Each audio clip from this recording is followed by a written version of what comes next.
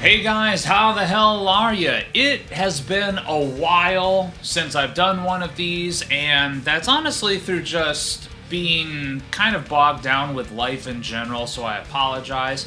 But let me not belabor any sort of excuses or quote-unquote reasoning as to why I haven't been doing these videos. Let's just cut the bullshit. Let's just get right on into answering the very first question of this iFAQ video.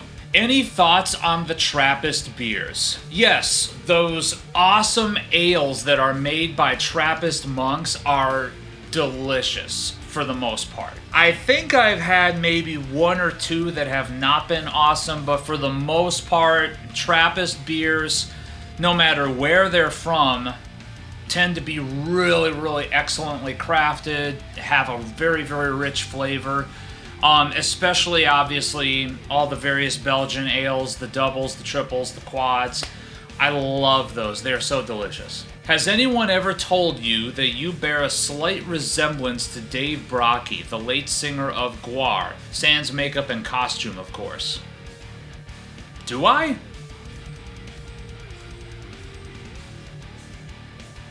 What do you guys think? Why did you sell the Highwatt? I thought you loved it. Is it redundant with having the Dover? No, not really. It was more so because the Highwatt, as awesome as it sounded, the more that I thought about it, the more I played through it, it was just not quite doing exactly what I wanted to do with it. So even though it's kind of the amp of choice of a few other guys these days, and they're making a lot of really killer extreme metal with it, for whatever reason, it was fighting with me a little bit. I wasn't able to get the extreme brutality out of it that I really wanted to. So what I was finding is when I wanted to get those extreme, brutal death metal tones out of it, I would have to run in a preamp pedal, namely the KSR series instead. So it got to a point where I was just kind of like, you know, this thing is kind of expendable if something comes up that serves my purposes a lot better, and that's where the Dover DA50 come in. When I played it at the NAMM show last year, I was in awe with this thing. I was like, oh my god, this is the sound that I hear in my head. And that's why when I finally had an opportunity to pick up the Dover DA50, I did so. It's not to say that the Highwatt's not a great amp. It is to say that that Highwatt Custom Super High 50 was definitely more of an organic sort of tone, and I wanted something that was a little bit more polished off. I wanted something that was a little bit more molten high gain territory when I wanted it to be, and that's what the Dover does for me. What are your thoughts on John Shaeffer participating in the storming of the Capitol? Can you separate one's art from his beliefs? Oh, you mean the most pathetic coup in history? Wow.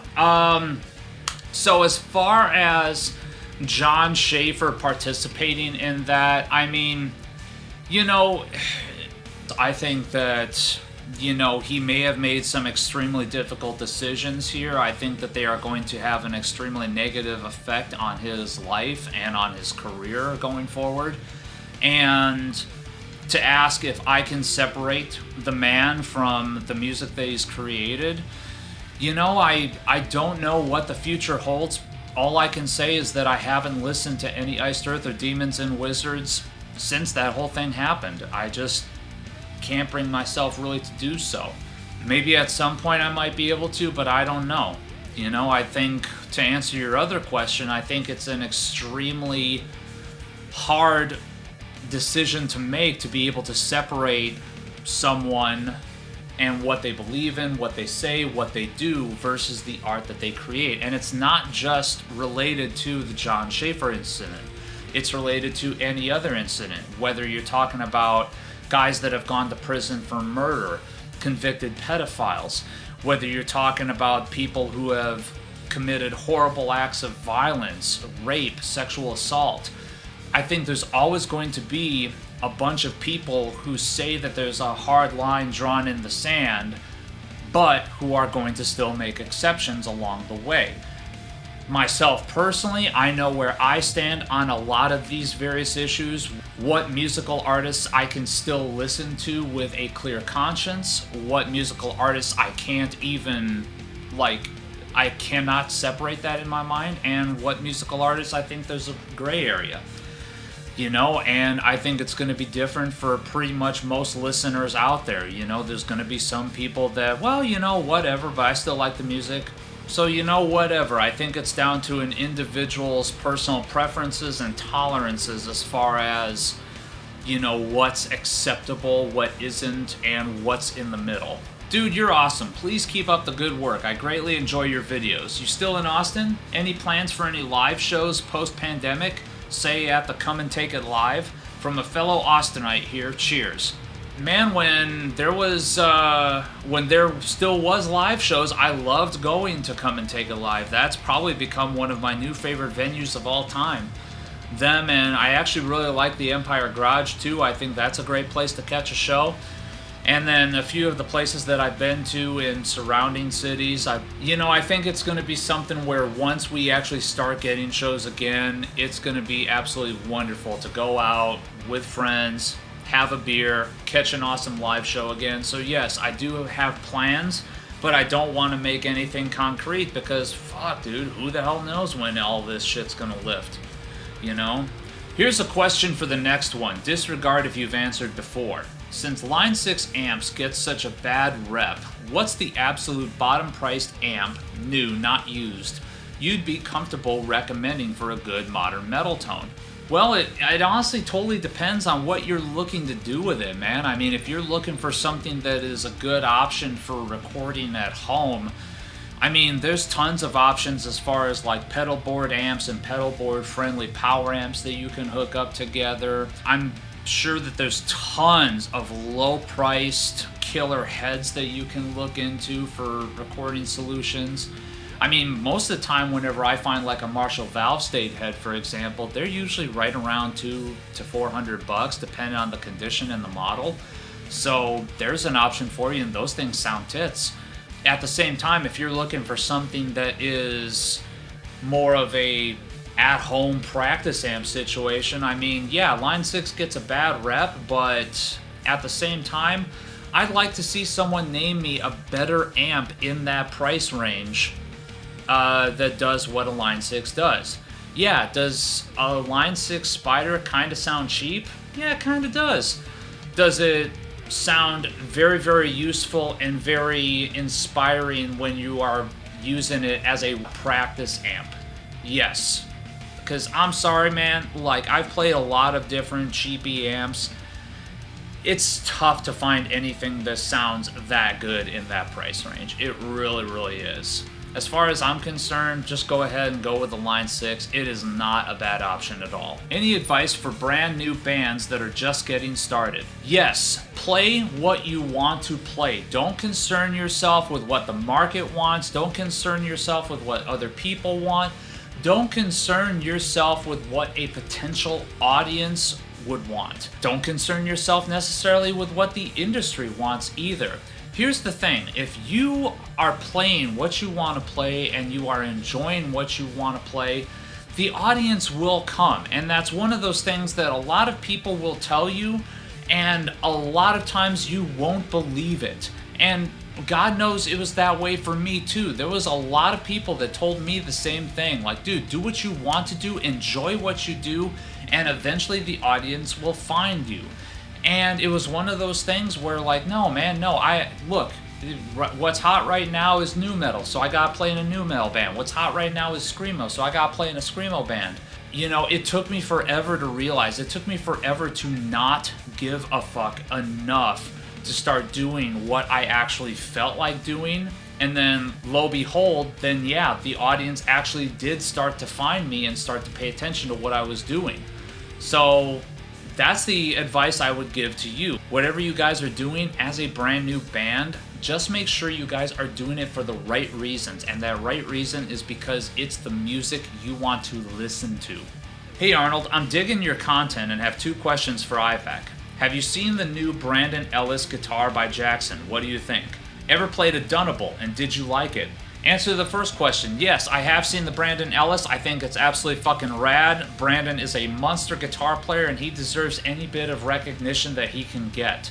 So I think that a signature guitar being introduced for him is definitely awesome. Some great specs on that thing too. I would love to actually get one on this channel to check out for you guys.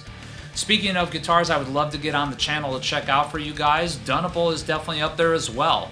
So I have never played a Dunable, but I have actually checked them out at the NAMM shows. I've actually held one in my hands and inspected it. Sasha knows a thing or 20 about making an absolutely badass instrument. That being said, I do feel like the Dunables have a certain particular feel about them that I think most players that talk about Dunables without actually having held one or checked one out might get surprised by. To me, the vibe I get from those things is pawn shop prize. You know when you go into a pawn shop and you pick up this old fucking thing off the wall, but oh my god, it's just got this mojo about it. Sasha is trying to make guitars that evoke that same certain mojo and feel, but in a brand new, perfectly put together instrument. And now it's time for this week's... You know, I don't know if we can really call this a troll of the week. I think this is more of just someone who's just a little bit misguided in his reasoning. I Am a Droid writes, "Why are all of you reviewing this piece of crap? The first video that someone did was enough." You know, apparently not, because well over 20,000 people have watched my video of the Kolas guitar. And it's still climbing. People are still watching that. You watched it. You actually clicked on and got me a view or 2 or 5. Who knows? Because you had to click on just to leave this dumb comment. Look, man, here's the thing. I'm gonna make videos on what I want to make videos on. I'm gonna do the content that I want to do. All these other guys, they're gonna do the content that they want to do. There's guys out there that are putting out content that is original and unique that is not getting watched. But hey, by your reasoning, hey, all we needed was that one video, so fuck anyone else for doing a video that gets more views. And look, there's tons of other instruments out there that 1,000,001 people talk about all the damn time. There's dudes out there that have made entire livings off of doing YouTube content on fucking Gibsons. And they continue to put out video after video after video after video about Gibsons. Haven't we heard enough about Gibsons? Apparently not. Even I, not a Gibson fan, still tune into a lot of these videos to check them out because, ooh, I wonder what he's gonna say about it. So, look, watch what you want to watch. I'm gonna make the videos I want to make. You don't have to watch them. No one is putting a gun to your head and forcing you to watch this stuff. So if you don't like it, move on. That's the beautiful part about YouTube. There's millions of other videos on here that you can check out. Behold, I have solved your problem. So guys, thank you so much for tuning in to yet another iFAQ video. I've got a few special iFAQs that are coming up here in the near future, hopefully. So, guys, keep tuning in. Thank you so much for your patience, since I haven't really done one of these in over a month now. There is more content coming. I've just been so bogged down with everything, to be honest with you. So, thank you guys so much. Remember, like this video, subscribe to this channel. There's tons more metal and guitar-oriented content to come. And remember, please, take what you do seriously. Do not take yourself too seriously.